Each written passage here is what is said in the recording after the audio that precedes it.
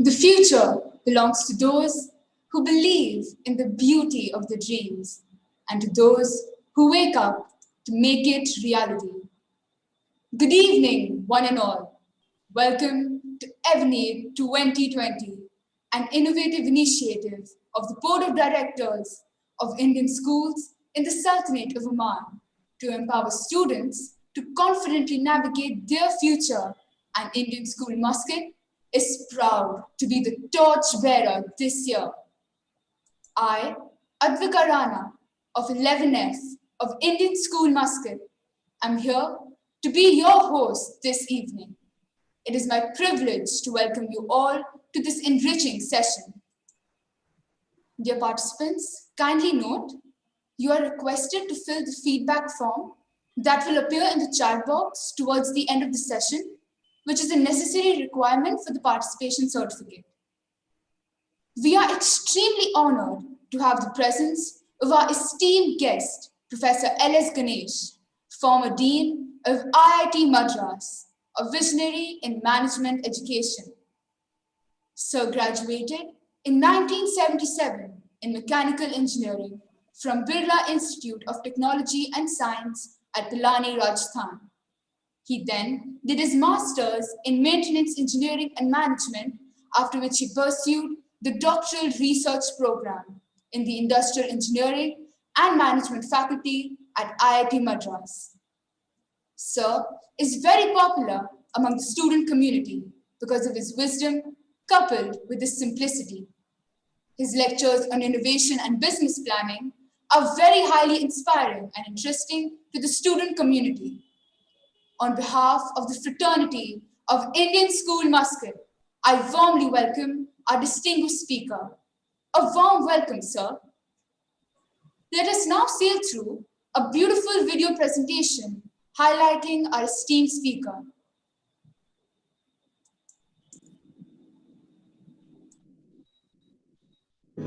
Let's meet Dr. L.S. Ganesh, former Dean, IIT Madras. A charismatic speaker, renowned academician, great leader, a visionary in management education, and a passionate teacher filled with patriotic energy. Dr. Ganesh was a professor and head of the Department of Management Studies at IIT Madras. He was a key member of national projects sponsored by the ISRO and the MHRD, as well as international projects sponsored by the World Bank and the UNDP. He was extremely popular among students because of his wisdom coupled with simplicity. An accomplished vocalist and guitarist who also loves dreaming, meditation and philosophy. Indian School Muscat is proud to welcome the man who believes that Indians have exceptional capabilities, Dr. L.S. Ganesh. Sir, Indian School Muscat feels proud to welcome you to IIT 2020.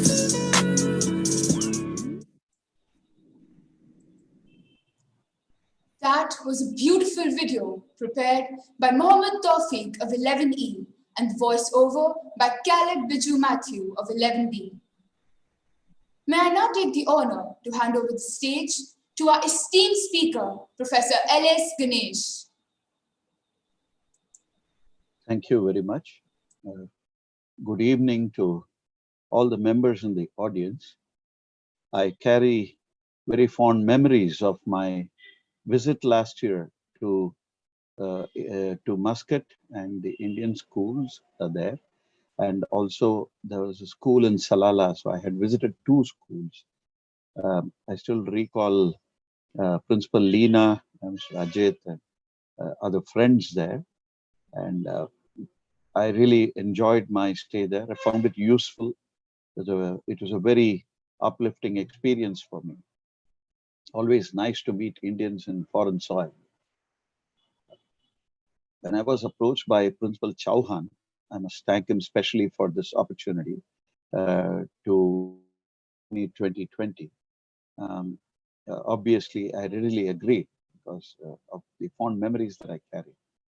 I even recall a very nice interaction I had with several teachers there and also school principals there last year. my interactions with the school students was truly very, very encouraging for me, and it was educative for me. I also ended up learning a lot in the bargain.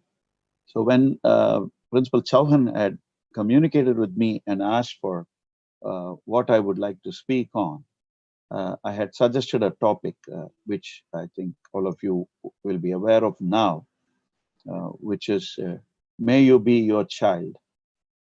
How do we deal with ourselves, basically? Now, many of you would have heard of the three famous Chinese curses, and something to do with may you be recognized by people in high places, may you find what you're looking for, and there's one more also. May you live in interesting times. Yeah, that's the first one. They sound, on the surface, they sound very happy tidings, but actually they're called Chinese curses. How would you feel when the government finds you? May you be found by people in high positions. It means naturally that the government finds you. And what they actually mean is, perhaps in a lighter vein, that the taxman locates you. And also the other thing, may you live in interesting times. So interesting to whom is the question. And also, may you find what you're looking for. Because sometimes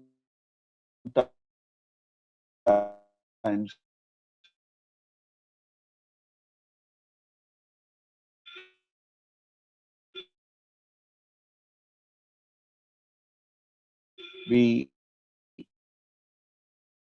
chase the wrong trim, addressing a lot of students. Good.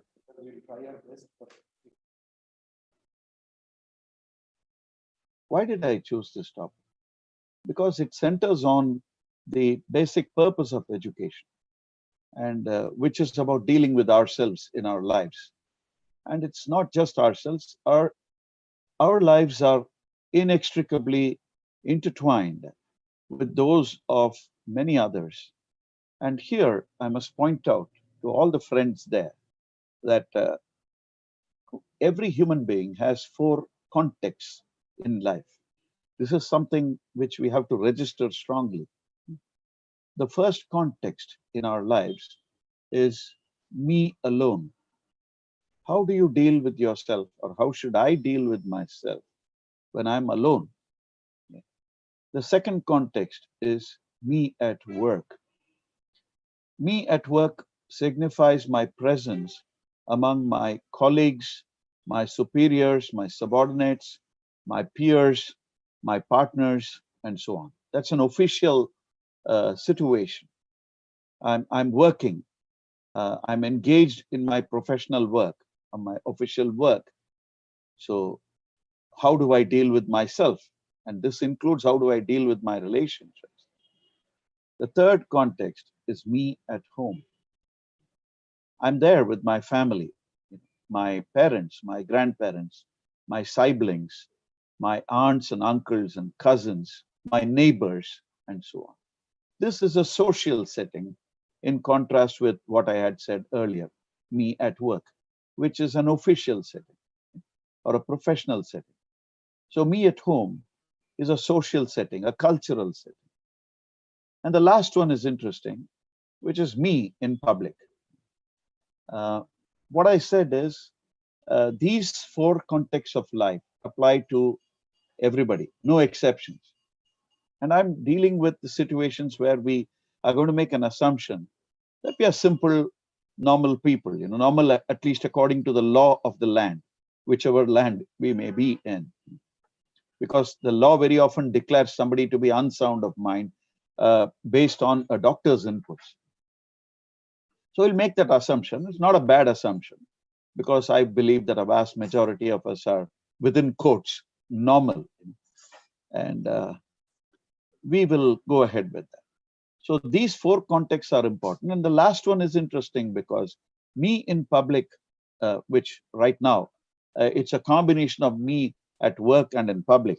And if I carry my memories of last year, I'm also at home. And that's a compliment to all of you in Muscat, in Oman. And that includes the people in Salalah who had welcomed me last year. So in some sense, I also feel at home with all of you. So I'm at work, I'm at home, and I'm in public. Am I alone?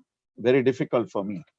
But we also have to recognize that being alone is possible in the other three circumstances. What does this mean?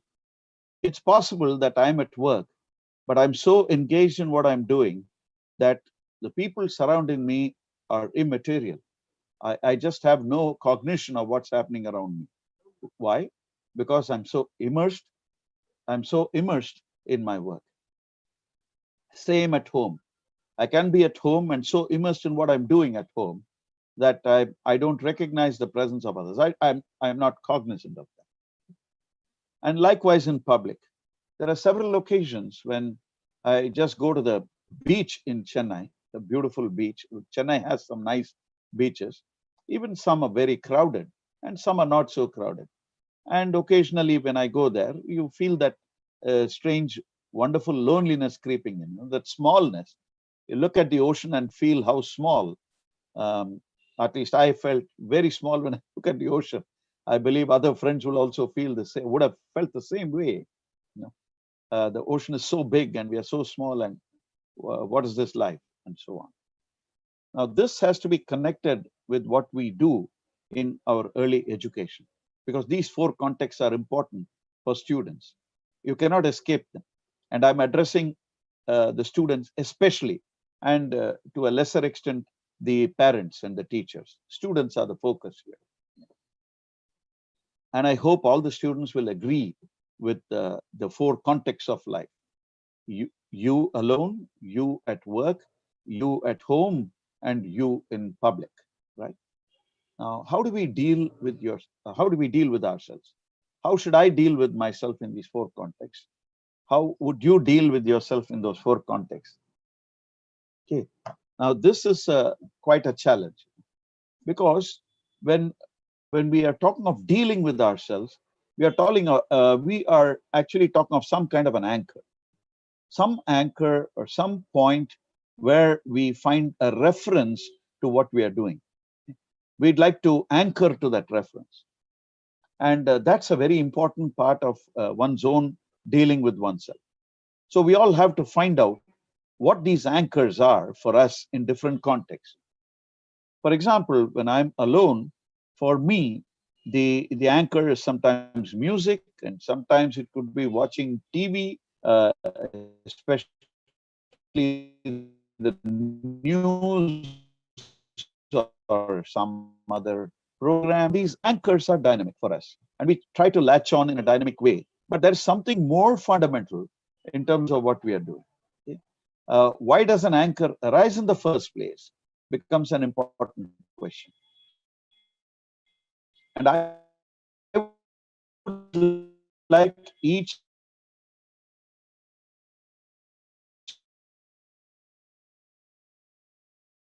student in the audience to different situations, especially when you're alone. Despite the hundreds and thousands of people who may be surrounded.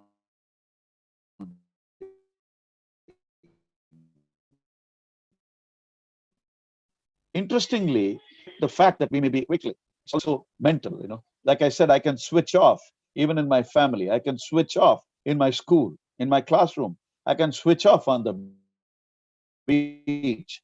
I can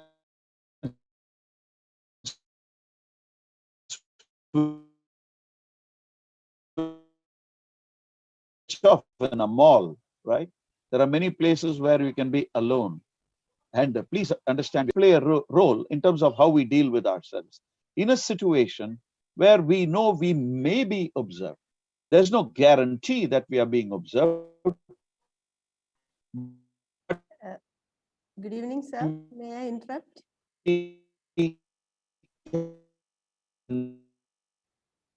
Neither guarantee that we're not being observed. Okay, so we may be observed. And yes, please.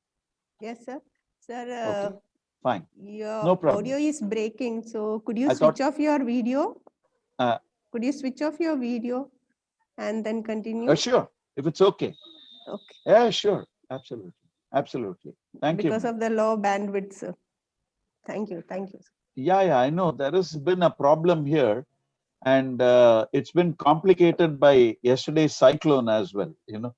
Yes, yes. I think We are aware most of of you that, would sir. know. Yeah, Yes, sir. We are yeah, aware of that, sir. yeah. Okay, Is it sir. Principal Leena talking, or is it? No, no, no, no.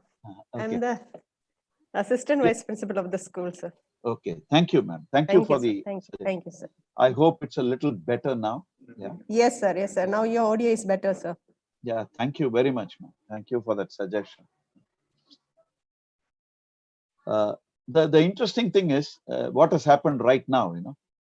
So you're not seeing me, but I know I'm not alone, and I can neither switch off in this kind of a situation. Being the speaker, I just can't switch off. That'll just not be done, because I know I'm being observed and I have a duty to perform. So I've introduced a new word, duty. So very often in life, we have to work with our anchors and work with our duties. So the way we deal with ourselves, and hopefully in a constructive way or successfully, is to take care of our anchors dynamically, depending on what we're doing, and also keeping in mind what our duties are. And all of us know both of them would conflict. We have conflicts within our set of duties. I'm a father, I'm a husband, I'm a teacher, I'm a friend, and very often we can come into occasions where these four roles and their attendant duties start conflicting. This is a reality of life for everybody, no exceptions again. Similarly, for all the students, you're a son or a daughter, you're a brother or a sister, you're a friend, you're a student, and of course, you're a citizen also. And these duties can come and clash very often. So dealing with ourselves involves some of these situations where we have to ensure that our behavior is exemplary. Now, what constitutes exemplary behavior is something we have to discuss. Now, this goes a little out of the curriculum, but it has everything to do with our lives. Why? Because all the education that we get, and incidentally, I must tell you, being a professor, I can rightfully claim to be a student for life. So that's very, very important. Whereas students who otherwise do something else professionally are at least not officially students for life. They're students, all right, but not students for life in the sense a professor is, right? So, as I was telling you, you have to deal with the conflict of duties in the roles that you play. And I just told you what your roles are. This is something that we have to talk about. And what is it that drives the duties? The concept of education that all of us get, I was at that point, involves two learning outcomes for all of us. One is competence, which is a combination of knowledge and skills. Competence is an outcome of education, and our education systems strive to provide, to impart competence to us as students. And as I told you just now, competence is a combination of knowledge and skills. Now, knowledge is what you know. In fact, there's a very interesting definition of knowledge. Officially, I mean, at least many researchers agree that knowledge is subjective, actionable information. That means information that you can use to take your actions, to take your decisions, but it's subjective. Therefore, knowledge by definition is subjective. Okay, I'm not going deeper into that, but you will understand this point. You have some knowledge, but that knowledge helps you in some way. Helps you in some way in those four contexts. In those four contexts where you may be observed. In those four contexts where you may be observed, you have duties and you have these anchors which are conflicting. Now that's interesting, right? That's what makes life very exciting for all of us. And please understand, we have to overlay the whole concept of uncertainty in what we are talking about.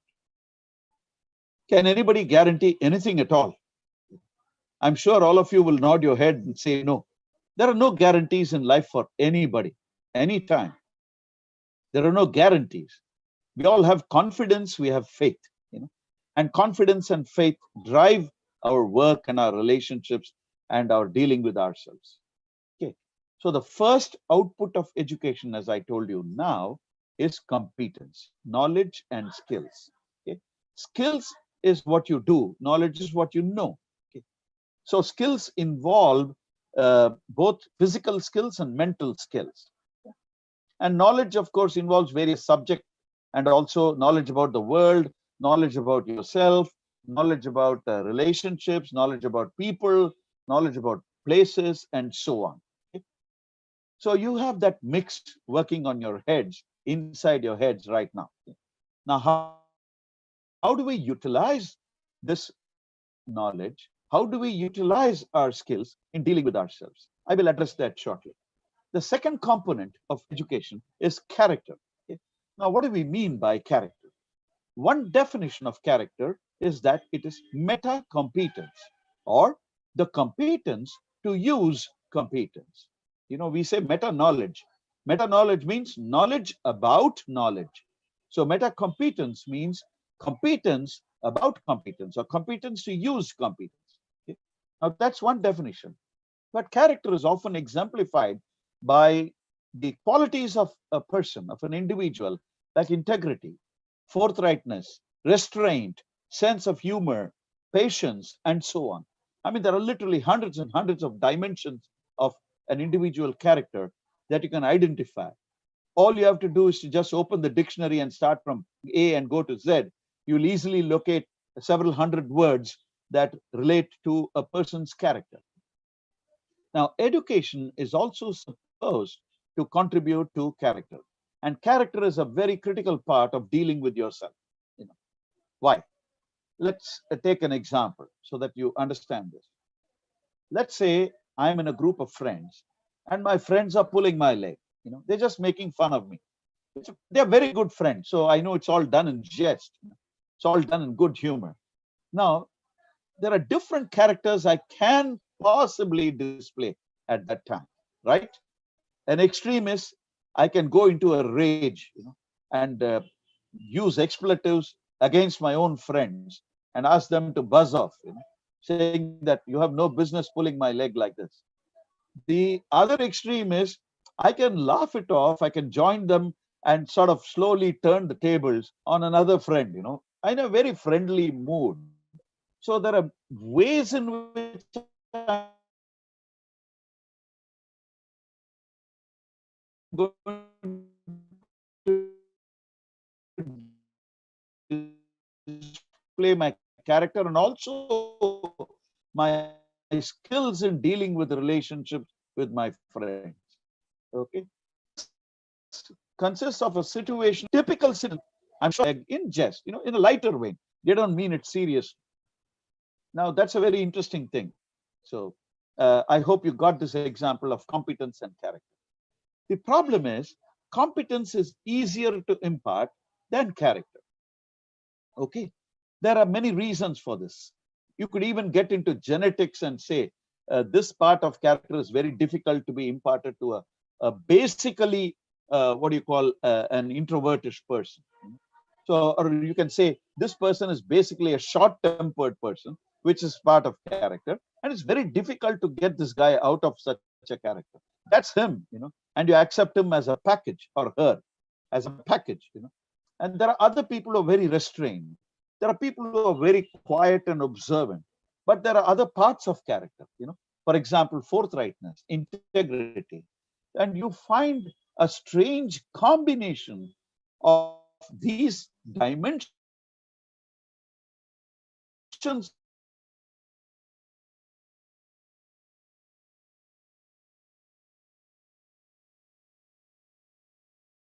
of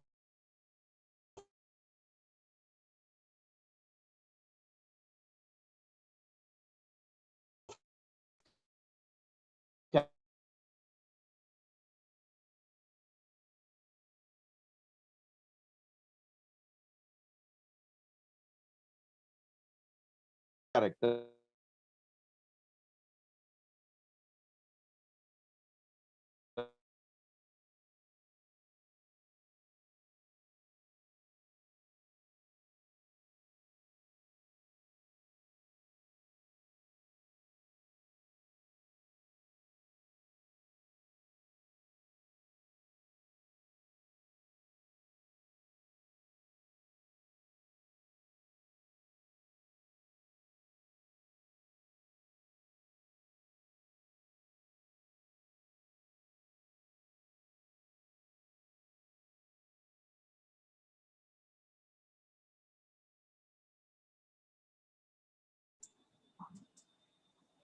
Due to some network issues, so will be joining us soon. We apologize for the technical issues.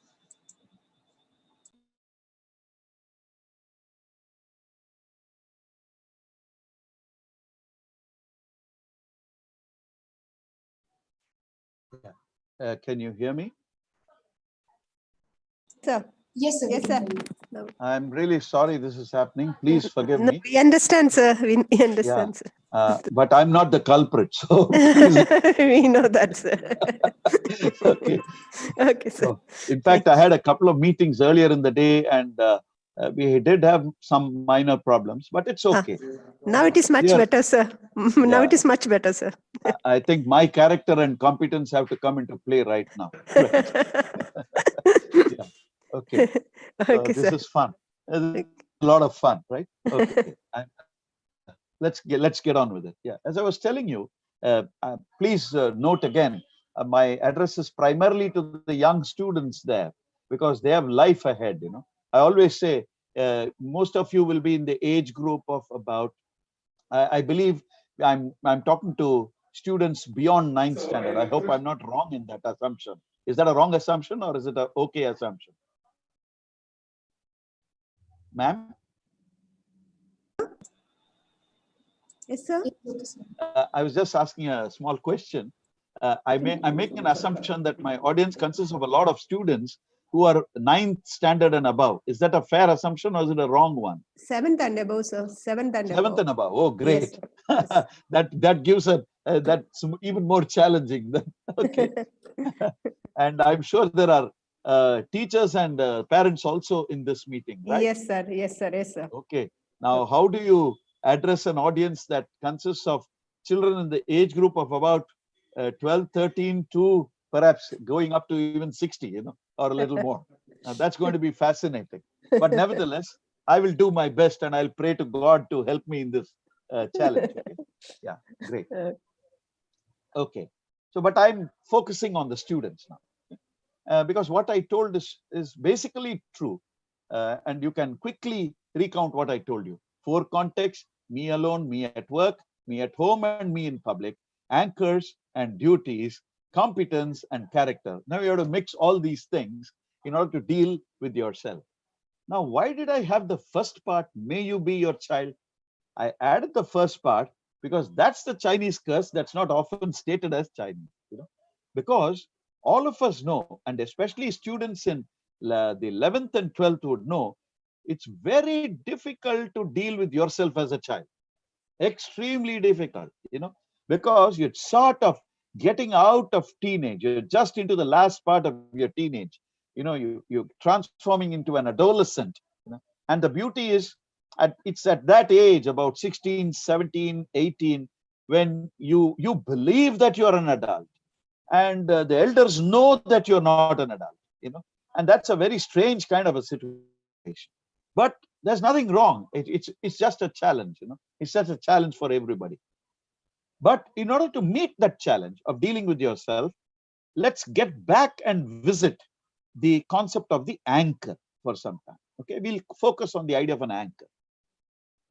I told you that education gives you 2 outcomes: competence, which is a combination of knowledge and skills, and character, which is reflected by your behavior, your values, your habits, and so on, you know, your demeanor, and so on. Okay, so there are many things that indicate character.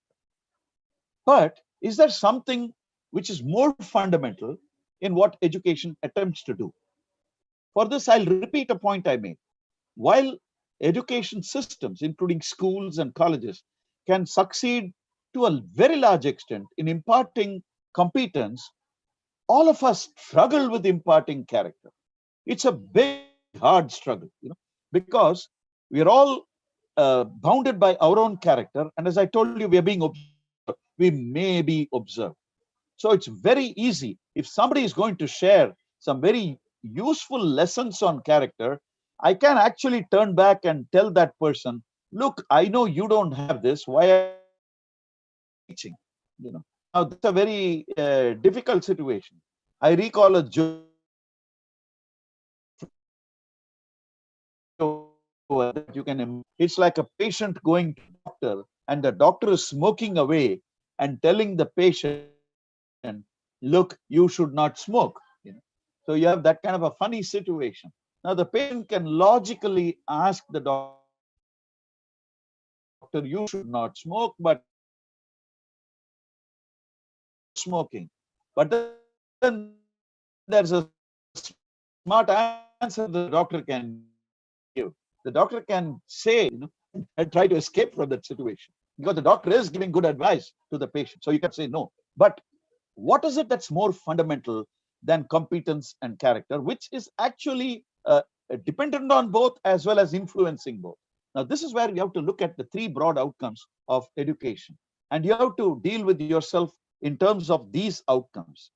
This is something which I've shared last year. I'm sharing in a different context now. The first one is, ask yourself the question, while you're dealing with yourself, ask yourself the question, am I at peace with myself? This is a very, very important question. And I believe that especially the children in 10, 11, and 12 can easily understand this question. Am I at peace with myself? All of you should ask that question. You should ask that question in changing times. Because if you observe yourself across the 24 hours in a day, even while you're dreaming at night, even when you're sleeping at night, you may not be at peace with yourself. So you can't give the excuse, look, in sleeping time at peace with myself. I'm sorry, that may not be true. I'm sure many of us have shared the experiences with among friends. There are nights when you roll and toss and you know that there's something bothering you. And sometimes you may know what's bothering you, and often you may really not know what's bothering you, but there's something deep inside that's troubling. So you have to be very careful. Am I at peace with myself? The corollary question that you should ask is, am I at peace with the rest of the world, with others? It's one thing to be at peace with yourself, and another thing to be peace with the rest of the world. That includes the four situations: me alone, which is at peace with yourself; me at work, which means peace with your colleagues, your partners, your peers, subordinates, superiors, etc. At home, you're at peace with your parents, your brothers and your sisters, your neighbors, and so on. And in public, you're at peace with strangers, because in public, you're surrounded by a lot of strangers. So this question is a critical question. Am I at peace with myself, and am I at peace with others? Now, this goes a little beyond competence and character, because it is intertwined completely with competence and character. I hope you're able to understand that being with peace or being at peace with yourself involves both. It involves both competence and character. For example, if you're getting irritated a lot by something happening, now, I mean, really, I mean, you're slowly getting into a rage, not even anger. You're getting so damn upset that you know that your peace is being disturbed. Now, that's a time when you start observing yourself. Why? Because observing yourself is the first step in dealing with yourself. I hope this lesson is clear. So, if we learn to observe ourselves in different situations, the better we observe ourselves, we take a better and stronger first step to deal with ourselves. And what should drive our our behavior? The idea of peace. It is the most fundamental idea for any human being. Am I at peace with myself? Am I at peace with others? The second the second idea, the second notion, which is again intertwined with competence and character, which should come as a result of education, is uh, am I keeping my dignity, honor, and grace intact? It's a very important question. Am I keeping my dignity, honor, and grace intact? Oh, why is this important? As I told you, we may be observed and people are watching us. And it's not difficult to lower one's own dignity, honor, and grace in a given situation. Okay. For example, if I meet with a small, very minor traffic accident on the road, a very minor accident. I mean, I'm going on a motorbike, and by accident, I just brush across somebody. No, not wantonly. And, things can spin off completely. Okay. Now, there, the question of dignity, honor, and grace comes in. It's in such situations. You can have such a situation in school also, how you keep your dignity, honor, and grace.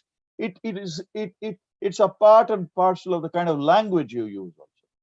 It's Please understand, nowadays in private among friends, it's very easy to use four-letter words, but we must understand that there is a larger goal to be met if we restrain ourselves. So that's very, very important. And I want us to understand that dignity, honor, and grace are reflected by many, many things, including the language we use, our body language, our diction, and so on. Okay? So that's a part and parcel of dealing with ourselves. The corollary question to that is, am I enabling others to keep their dignity, honor, and grace intact? Please note what I told you early on today. Dealing with ourselves automatically involves dealing with others. There's no way you can separate it because of the interconnected world that we live in. You're interconnected in so many ways, and which you cannot even count. I mean, perhaps infinite ways. The third question that you should ask, which is very, very important at this stage of your life, okay? Ask yourself the question, am I struggling with myself every moment? Am I struggling with myself every moment? Struggling for what? That's very important. Am I struggling with myself to find fulfillment in my being, in what I'm doing, in who I am every moment? Okay, so struggling for fulfillment is a very, very important aspect of our lives. And of course, the corollary question is, am I enabling or assisting or helping others or facilitating others to struggle with themselves? Now, that's your contribution to the growth and development of the others, with whom you interact. So 3 questions. Am I at peace with myself? B, am I at peace with others? Question 2, am I holding my dignity, grace, and honor? Am I enabling others to hold their dignity, grace, and honor? And third, am I struggling with myself to find fulfillment every moment? And am I enabling or assisting or helping others or supporting others to find their fulfillment every moment? Now, these are broader outcomes of education, and they involve the foundation of competence and character. So I think you got the idea. The idea of peace, the idea of dignity, honor, and grace, the struggle for fulfillment are the end that we are trying to achieve, that we're trying to realize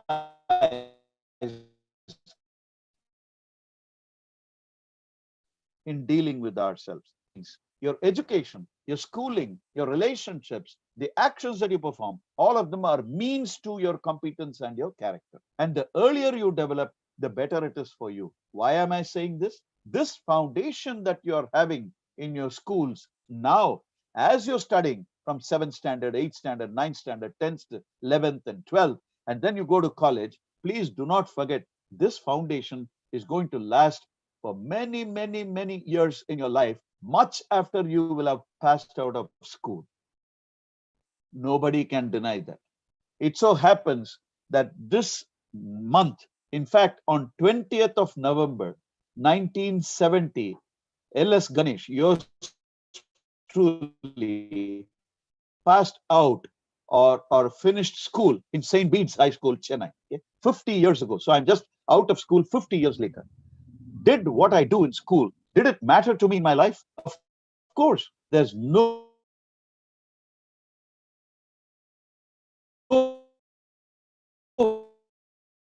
way I can deny. There's no way you can self with peace, with dignity, with grace, with honor, and that struggle. This is where we are. And why should we deal with yourself?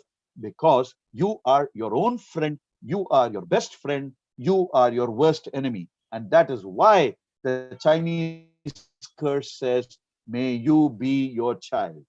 So I think you understand the logic and the connections now. Dealing with yourself is perhaps the most difficult thing to do in anybody's life. Dealing with oneself is perhaps the most difficult thing to do in anybody's life. Now, I would like to, ma'am, there is a question. Do we have time for any questions and answers, or do I continue till I close at 8:30 in my time? Yes, sir. 10 minutes time is kept for the question and answer session, sir. Great, great. So I will complete this part because I am close to the question and answer time.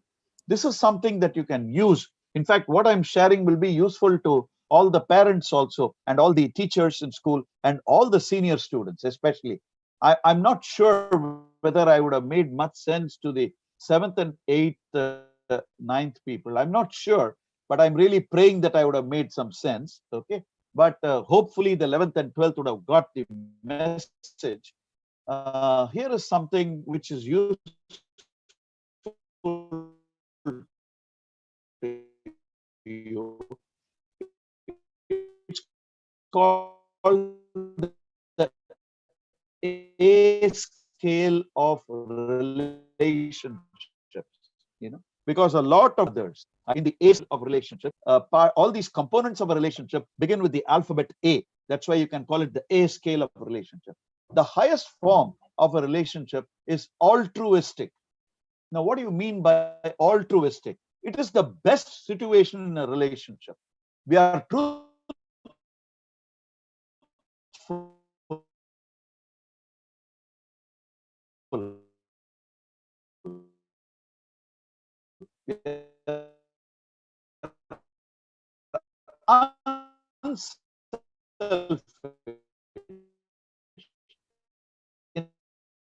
In an absolute sense. In fact, that is where you say the relationship is more than the two or more people contribute.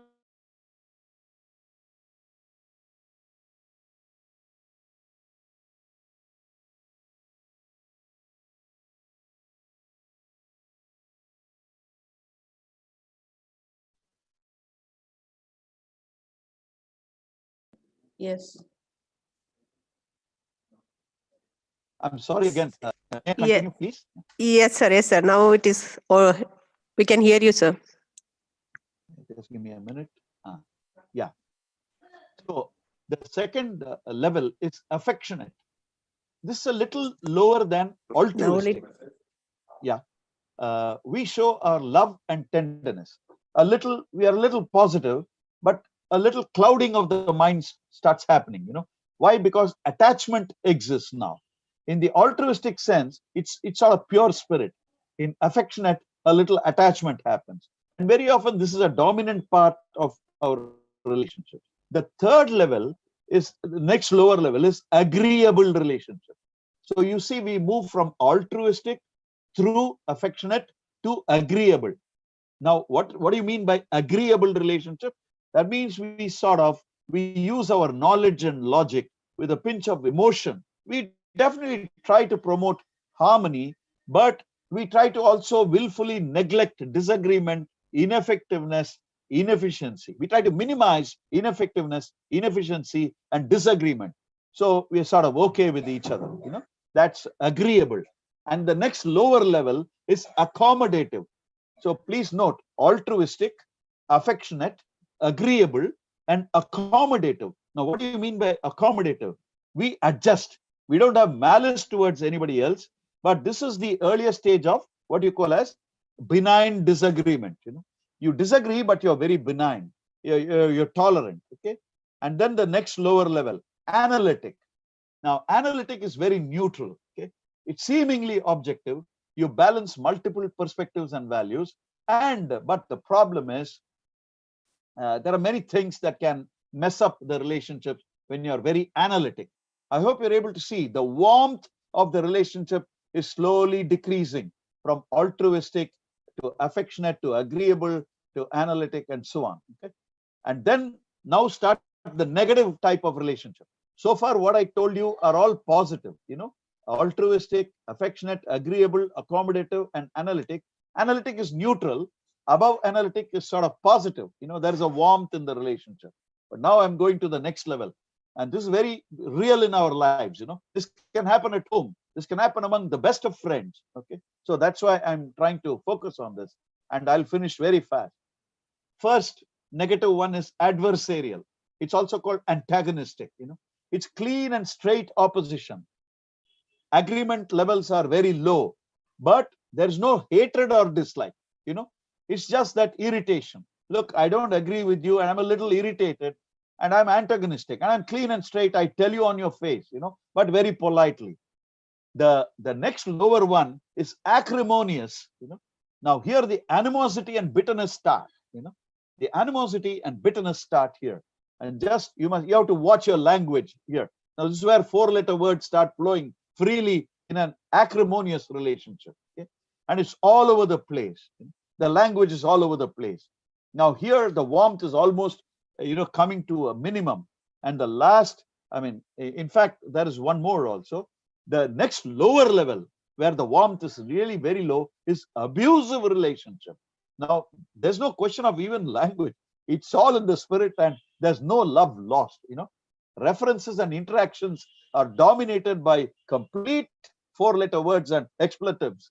Often, you use language and body language in a deadly combination in an abusive relationship.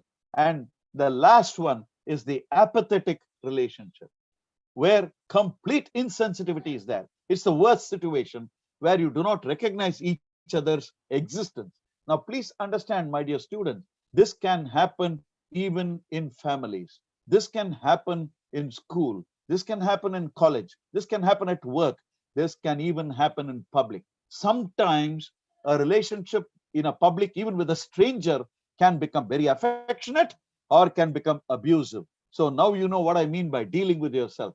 Please remember the peace anchor that I spoke about, the dignity, honor, and grace anchor that I spoke about, the struggle with yourself anchor that I spoke about. And then you will have dealt with yourself, and you will, having listened to me patiently, and I hope I was of some use to all of you this evening. Ma'am, over to you.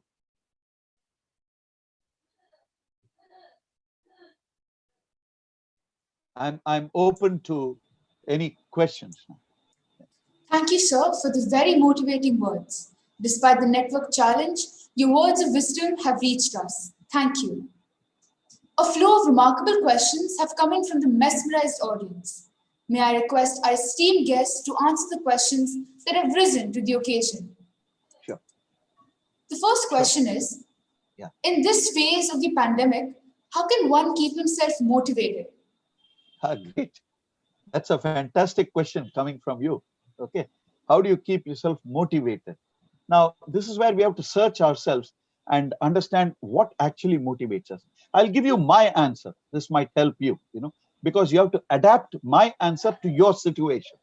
See, very often, I hope you agree, all of you will agree, answers are unique to the person. There are no universal answers that apply across the board. It's not like one size fits all. It doesn't work that way. Now, what I do to motivate myself is I love research, actually. Okay, so I dive into research. I dive into intellectual pursuits, and that sort of drives me morning to night. In fact, I have a friend called Sudarshan, who's an old student of mine. He keeps calling me and says, "LSG, what are you doing?" And I say, "What do you think, Sudarshan?" Obviously, I'm just reviewing a paper or a doctoral thesis, or I'm correcting my own students' work, and so on. Thank you, sir. What is the general advice that you give students to become a great speaker and a successful personality like you?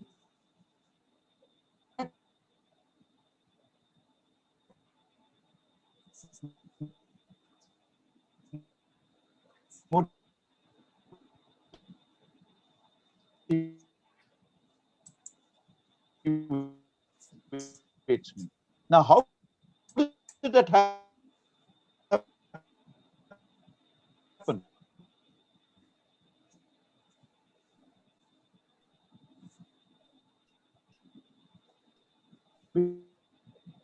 Because I started searching in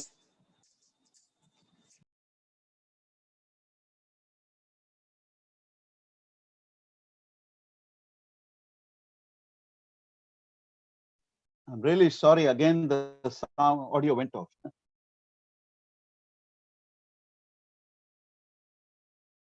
Yeah, I'm sorry. The audio went off again. So, but I hope. I'm sorry, I didn't get your name when you had said. Can you repeat it, please? I'm seeing you on my screen. Yes, sir. Definitely. What's your name? So my name is Advika. Advika. Okay, Advika. I hope my answer was clear. Yes, my sir, answer is I find out what really inspires me. I locate it within myself, and then I use it. So that's the same thing. Yeah. That's wonderful, sir. Thank you very much. Yeah. So we move on to the next question. Sure. What is the general advice that you give students to become a great speaker and a successful personality like you? Okay, very interesting. First, be silent and observe. Before you become a great speaker, very important to be silent, observe, learn a lot, and then slowly begin. In fact, Advika, I'm going to share something funny with you. Many years ago, when I was in 9th standard or maybe 10th, there was a competition on giving a speech in my school about Gandhiji. There were 10 participants. 9 people got some prizes. I was not given a prize. You know what it means. I just went on stage. I didn't know what hit me. The only thing I didn't do was cry. That was the only thing I didn't do. And well, here I am after all these years. And today, even many of my classmates say, Ganesh, how did the transformation happen?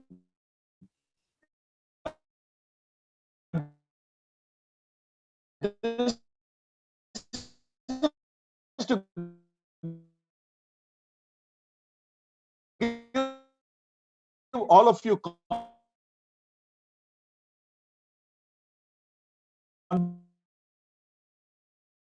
confidence. Don't just go by early experiences in life. Sometimes you change a lot over the years, But be silent who are engaged in public speaking. That's fine enough. Yeah.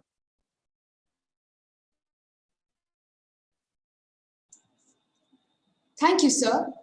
Moving on to the next question. How can we handle conflicts? Thank you, sir. Moving on to the next question. How can we handle conflicts that rise within our duties? And what must be our priority in such situations? I don't know whether I heard you correctly. Your question is about how do you handle conflicts among duties? Yes, sir. Okay. And what must be our priorities in such situations? Yeah. Again, there are no standard answers to this question. Okay. But you have to understand the situation. For example, this is why people often advise that when you are at home, please try to deprioritize your work. And when you're at work, try to deprioritize your home, unless extreme situations happen. Okay. But I'm going back to your first point, Advika. We are in a pandemic where I'm working from home. Now, how do I handle that? And it's very strange. It's very strange, So there is first observation is there is a dynamic way in which you have to handle the priorities. By dynamic, I mean you cannot have a static priority over a long period of time. Okay, I'm just giving you a small example. I was correcting some research paper in the morning, and my wife had said, "Can you come and please help me cut this cabbage?" Now there are duties. I'm giving you a live situation which happened today. Now what do I do? How do I shift? So I was stupid enough to tell my wife, I'll come and cut it, and she believed me. And I got so engrossed in my work that I forgot about the cabbage, And when I remembered and went into the kitchen, I saw my wife cutting the cabbage. Then I asked her, look, her name is Lakshmi. I said, Lakshmi, why are you doing this? I told you I'll come.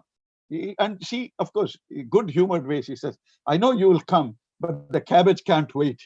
So sometimes you have to handle it that way. It's dynamic.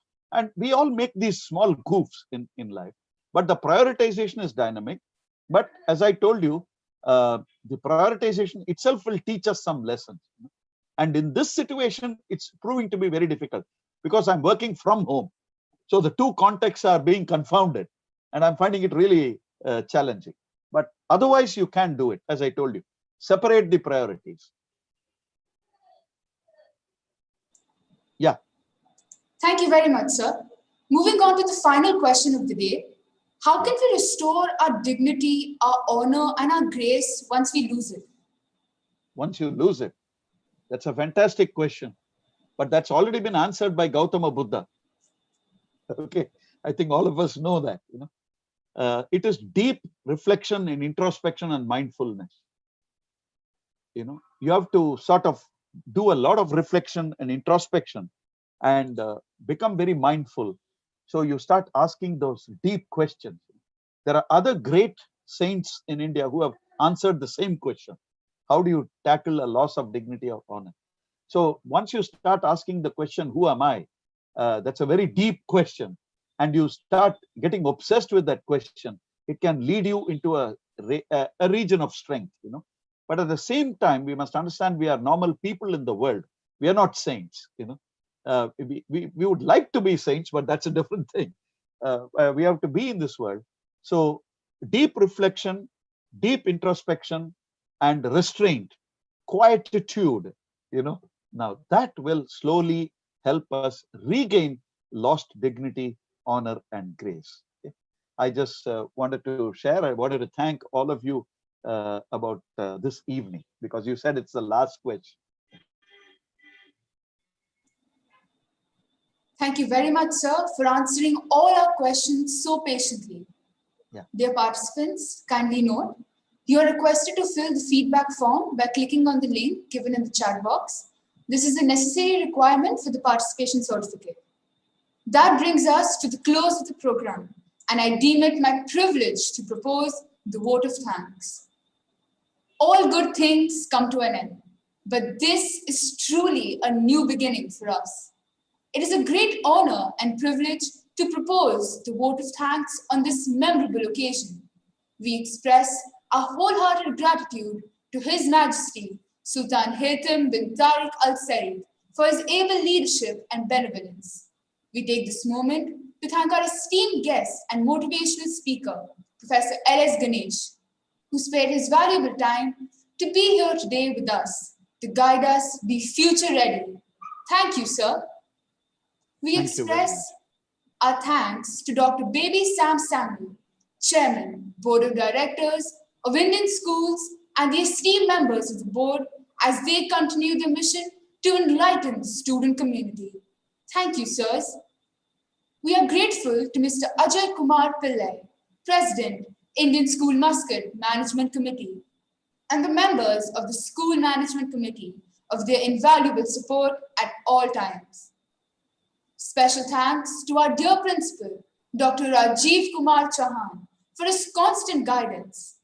We thank all the principals, vice principals, assistant vice principals, supervisors, coordinators, heads of various departments, teachers, parents, my dear friends, invitees, and all our well-wishers for making it to this virtual event and sharing in our mission of shaping the future. Thank you, one and all. The end of a story is the beginning for many others. Great endings become great beginnings. Wish you all the very best.